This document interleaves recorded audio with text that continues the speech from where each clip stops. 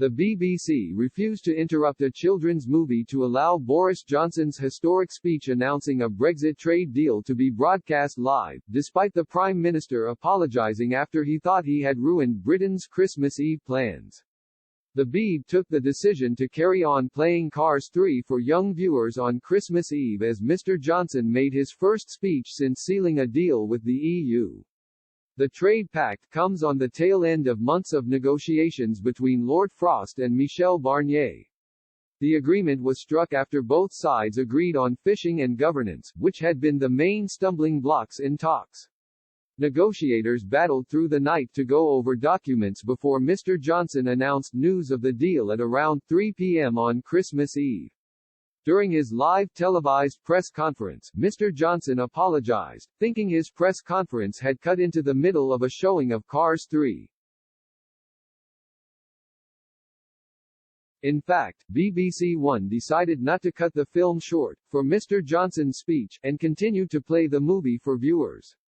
Seeking to sell his free trade deal to Britons, Mr. Johnson said, "I would just say to people watching this, and I am sorry for disturbing Cars 3 by the way, to people watching this I would say it's one thing to get freedom.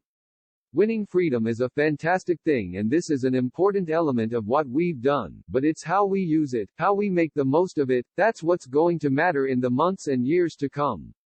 And I have no doubt that we can do fantastic things with this treaty, with this new relationship which I think will be stable and prosperous for both sides." Twitter users were quick to react to Mr. Johnson's false assumption that the BBC had interrupted Cars 3 for the announcement. One person said the broadcaster failed to show Mr. Johnson's statement instead of the movie because the BBC are currently crying over a deal being done. A second person said, Cars 3 was still running though. And a third wrote, he didn't interrupt Cars 3. At BBC One didn't take the broadcast. Another viewer said the kids' movie made for better entertainment than Mr. Johnson's waffling on Brexit. And one person joked, we want Cars 3. Others suggested Mr. Johnson had made the comment about the film because he was keen to rein in younger viewers.